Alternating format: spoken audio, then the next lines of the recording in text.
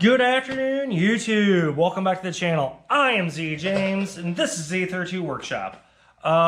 Today we're gonna do a small garage update. Oops, sorry about the camera shake there, everybody. Small garage update, or project update, I should say. Still what I call false spring here in Iowa, as in it's had some couple of nice days, but we are supposed to get more snow, rain stuff here, as it is middle of March. So I haven't really started any projects. I'm queuing things up at the moment. I decided to run through some of the parts again that I have acquired. That's going to be in this year's upgrades of the car. Let me get to the first and foremost. The biggest one I'm going to do is this. And to the people that do not know, this is actually a brake pedal, not the clutch pedal. My car, my 300ZX, the one I actually have, my red one, which is this guy right here, actually started life out as a automatic. And about 2 years ago, I manual swapped it, but I did it on the pseudo cheap, not on the cheap, but pseudo cheap. Bought a used transmission, got it out of Wisconsin, great guy up there. I had a transmission, clutch pedal, I had most everything, even clutch, but I replaced a good chunk of that stuff. I put in my own new master cylinder, slave cylinder, got a super short triple S, super short straight line from one of the guys on a Facebook groups. Great, so I don't have to do any bleeding. I mean, you still have to bleed it, but it's directly down and over to the transmission. It's fantastic, it's down and over. But part of the process I didn't do, because I didn't have the dash out, didn't want to mess with it, is I didn't replace the brake pedal. Now that I didn't have one.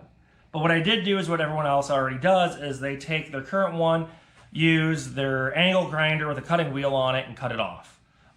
That's what I did. But since I'm going to be replacing my dash, I thought, why not actually get the right brake pedal and put it in properly? So that's what this is for, and that's what I'm going to be doing. It will be part of the whole dash process, because once I'm in there, might as well replace it. Should be super sweet. The other things I'm going to be doing is, now this is some vinyl. I'm going to be taking my clear corners I got for turn signals and making them smoked without being smoked. I thought for a little bit of money, I can put a little bit of window tint on them on the outside and give it a whirl. Thought I might jazz up the car a little bit, see how it goes. Should be pretty nice, I'm hoping. Should be easy enough to do. That's the end goal. But I will see when we get around to it. I've been meaning to do this for a while. I just have had other projects that are much more meaningful come up and deal with that. Because that's just a cosmetics thing. So that's what I plan on doing there. Now this next bit I'm going to show you, I probably won't put on this engine. I will put it on this engine right over here. The one sitting right beside me. And that's going to end up being new motor mounts. I have new motor mounts on my car. When I did the motor swap, when I pulled the motor out and did all the service on it, my motor mounts were shot. I mean, hanging off, destroyed, decrepit. Weren't doing a dang thing. So I upgraded to Z1 polyurethane ones because they're actually cheaper than OEM rubber ones, which does give you a little bit of vibration into the car. Not that bad, honestly.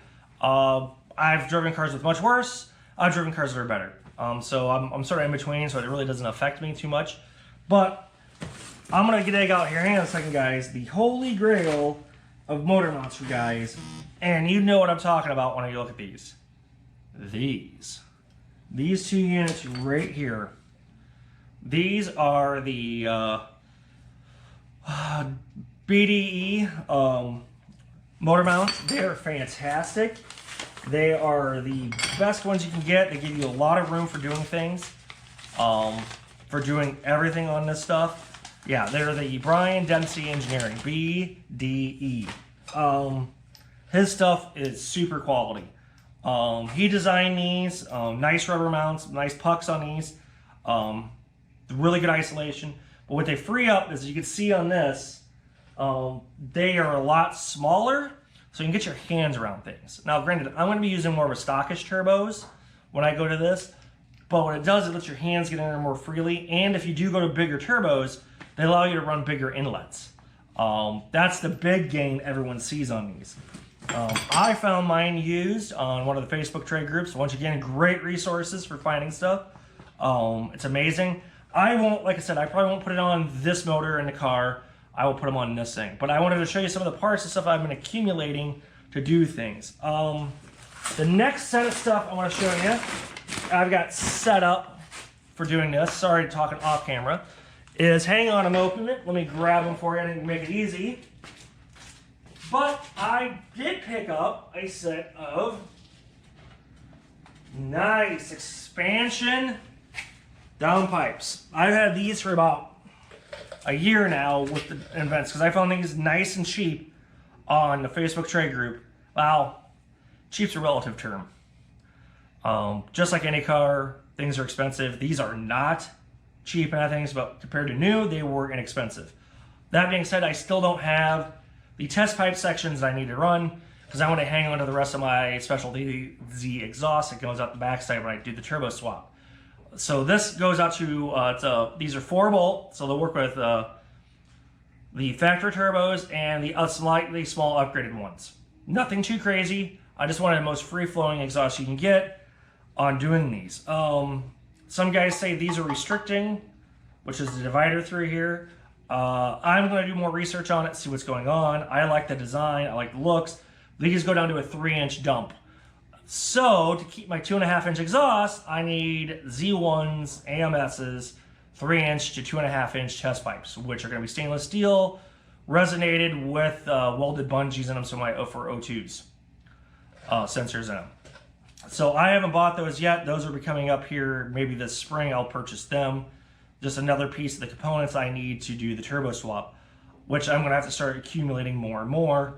But as you know, the more spring-oriented work on this car is going to be suspension work to get that where I really, not fully want, but get rid of the stuff I can get while I can still get them.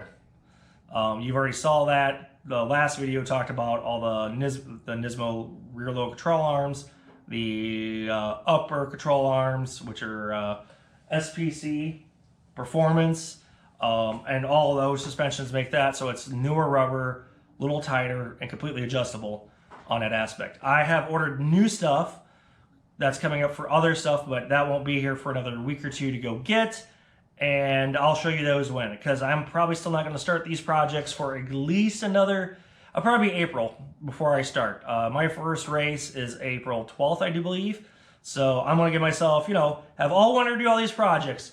Going to wait till 2 weeks beforehand to start doing all the work. That's how racing usually goes, everybody. So that's what I plan on doing and what I'm going to be working on. I wanted to show you a little bit of the stuff I got going on, get some content for you guys on this. If you have any questions, the stuff you see here, I know I'm not moving around showing the garage. It's cold. When I said fall spring, I meant it, as in we've had 60-degree, almost 70-degree weather here, and now we're supposed to get 7 inches of snow or more rain, snow, sleet. It's supposed to be coming, hence what we call fall spring, because it's not going to stay, but you had some nice weather here. So yeah, that's where we're at the moment. So like I said, anyone hit me up with questions, comments, let me know. Brake pedal swap, I'll show everyone what's going on there. That will happen when I pull the whole dash out, which for reference anyone, I have videos on that when I took apart the parts car, which I will actually go back and review to make sure I know where everything is at again. It's very helpful. To everyone who's a new subscriber, thank you for joining the channel and watching and hopefully learning along with me when working with this vehicle and all of that stuff. So once again, my name is Z James. This is Z32 Workshop. Please like and subscribe. Every little bit helps. And I hope to see you guys in a couple weeks again with a more parts review on what we're going to go to this spring when I start working a car. All right, take care, everyone. Bye.